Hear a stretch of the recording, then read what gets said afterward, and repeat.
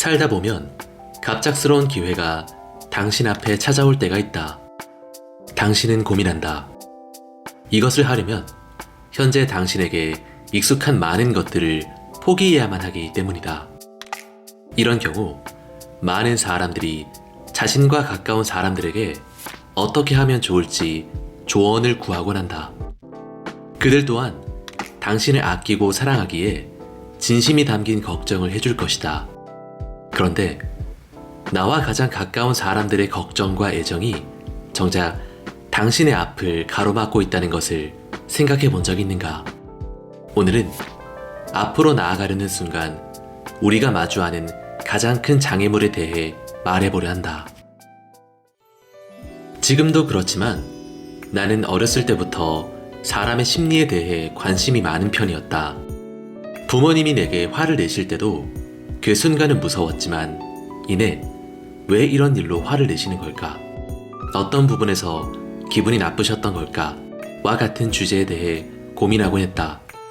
사실 지금이야 이렇게 생각하지만 어린 시절엔 내가 심리에 흥미를 느끼고 있다는 것조차 알지 못했다. 그저 내가 또래 친구들에 비해 생각이 좀 많은 편이라는 정도만 느낄 뿐이었다. 시간이 흘러 수능을 치고 나서 담임 선생님과 대학교 및 전공 선택에 대해 대화를 나눴던 시간이 있었다. 어떤 분야를 배우고 싶냐고 물어보시는 선생님의 질문에 나는 대답을 할 수 없었다. 왜냐하면 그런 생각을 해본 적도 생각해 볼 시간도 없었으니까. 단지 좋은 대학교를 가야 한다는 이유만으로 학창시절 동안 의무적으로 공부를 해왔는데 수능이 끝나자마자 진로를 결정해야 한다니. 어떤 느낌인지 비유를 하자면 나는 몇 년 동안 양옆이 막혀있는 하나의 길을 따라 쭉 걸어가고 있는 상태였다. 그러다 그 길의 끝에 아주 커다란 문이 있음을 발견했다. 힘겹게 문을 열고 들어갔더니 수백 갈래의 길이 눈앞에 펼쳐져 있었다. 어떤 길을 가야 할지 몰라 망설이고 있는데 누군가 곁에 다가와 시간이 없으니 10분 안에 하나의 길을 선택해서 가주세요 라고 말을 건네곤 빤히 나를 쳐다보고 있는 기분. 아무런 정보도 없는 상태에서 어떻게 해야 할지 감조차 오지 않았다. 그 순간 그나마 괜찮아 보이는 선택지가 하나 있었다. 자율전공. 1년 동안 다른 과의 수업들을 들어보고 나서 2학년으로 올라갈 때 그중 하나를 선택할 수 있는 학부라고 했다. 순간 숨통이 트이는 기분이 들었다. 1년 정도라면 내가 뭘 하고 싶은지 찾기엔 충분하지 않을까. 그렇게 나는 자율전공이라는 난생 처음 들어보는 전공을 선택했다. 나는 내 인생에서 정말 잘했다고 생각하는 선택 몇 가지가 있는데 그중 하나가 바로 대학교 전공을 자율전공으로 선택한 것이다. 1년 동안 정말 자유롭게 대학 생활을 즐겼고 흥미로워 보이는 수업을 신청해 닥치는 대로 들었다. 전반적인 성적은 좋지 않았지만 말이다. 그래도 살면서 처음으로 만끽하는 자유로 나와 잘 맞는 친구들과의 만남, 대학 생활의 낭만 등을 마음껏 즐길 수 있었다.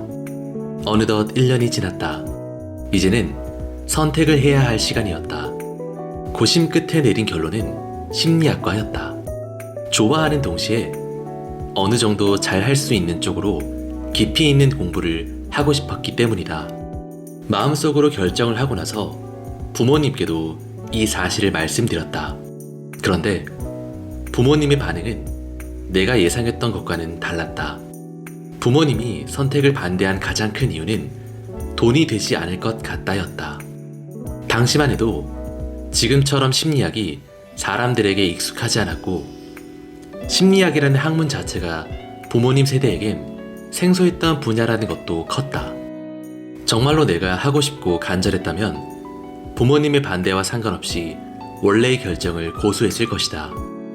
하지만 그 당시에 나는 지금처럼 가치관이 뚜렷하지도 않았고 부모님의 반대를 무릅쓰고 공부를 해서 성공할 자신도 없었다. 그래서 결국 원래의 선택을 뒤집고 다른 전공을 선택했다. 그 이후로도 이와 비슷한 상황이 몇 번이나 있었다. 내가 어떤 선택을 내리기 전 부모님에게 고민을 털어놓았을 때 부모님은 이런저런 이유를 들어 그것을 왜 하면 안 되는지를 말씀하셨다.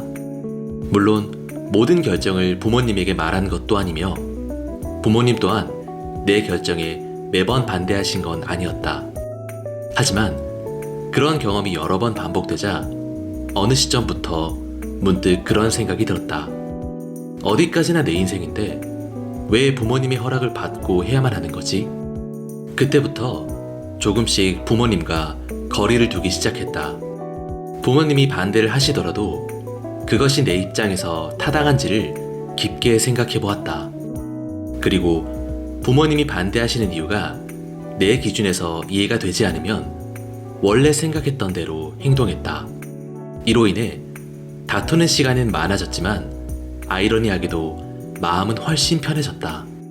결과가 좋든 좋지 않든 내 마음이 가는 대로 행동했으며 그 결과에 대해 모두 책임을 졌기 때문이다. 현재의 나는 하고 있는 고민들에 대해 가족이나 친구에게 잘 털어놓지 않는다. 왜냐하면 말을 하더라도 결국에 내가 하고 싶은 대로 할 거라는 걸 잘 알고 있어서이다. 똑같은 상황이더라도 그것을 받아들이는 건 사람마다 다를 수밖에 없다. 갑자기 떠나는 즉흥여행이 누군가에겐 설레고 즐거운 일이겠지만 또 다른 사람에겐 스트레스로 다가오기도 한다. 똑같은 상황일지라도 타고난 성향과 자신이 선호하는 것에 따라 옳다고 믿는 기준이 각기 다르기 때문에 타인의 조언을 그대로 믿고 따르는 게 오히려 좋지 않을 가능성이 높기 때문이다.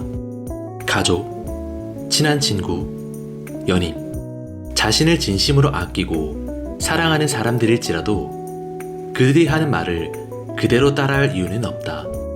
오히려 그들이 내게 건네는 걱정과 위로들이 나 자신의 성장에 걸림돌이 되는 경우가 생각보다 많다는 것을 알고 있는가?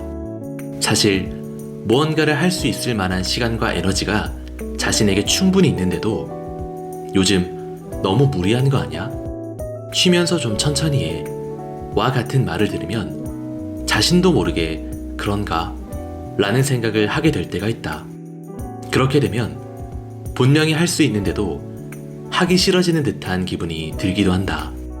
나를 사랑해주고 아끼는 것과 내가 잘 되기를 진심으로 바라는 것.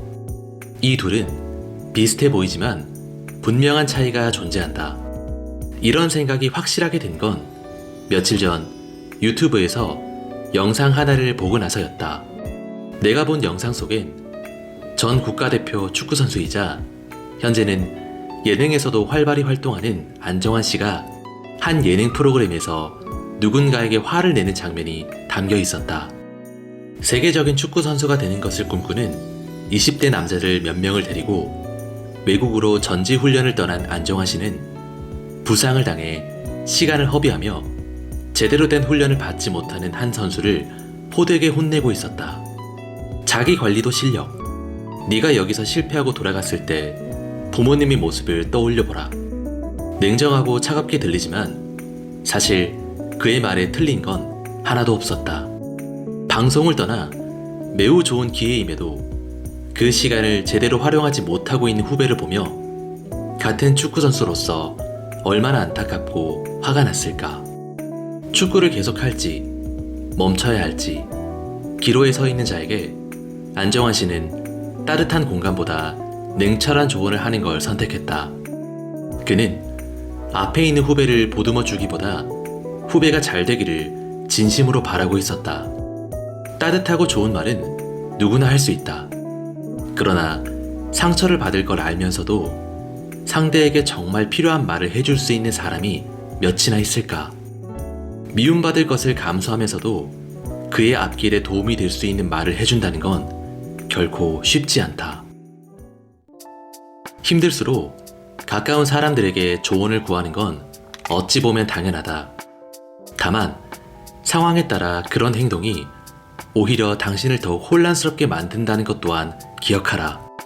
어떤 조언을 듣든 간에 선택과 책임은 모두 당신이 져야 할 뿐이다. 어떻게 해야 할지 모를 때 타인의 입을 빌려 답을 찾는 데 익숙해질수록 당신이 느끼는 불안함은 점점 더 커져만 갈 것이다. 문제가 생겼을 때 모든 사람이 만족할 만한 답을 찾으려 하지 마라. 그것은 불가능하며 그럴수록 당신만 힘들어질 뿐이다. 결국 어떤 상황이 되었든 간에 당신과 타인, 그 중 하나는 상처를 받게 될 수밖에 없다. 당신을 아끼는 사람들에게 상처를 줄까봐 겁나서 당신의 삶을 온전히 사는 것을 포기하지 않길 바란다. 당신을 사랑한다는 이유를 들어 당신의 발목을 붙잡거나 진정한 성장을 방해하는 사람들까지 이해하려고 노력하지 않았으면 한다. 가슴 아프고 슬플지라도 그들로부터 벗어나 더욱 멀리, 더욱 높은 곳으로 향할 수 있는 그런 당신이 되길 진심으로 응원한다.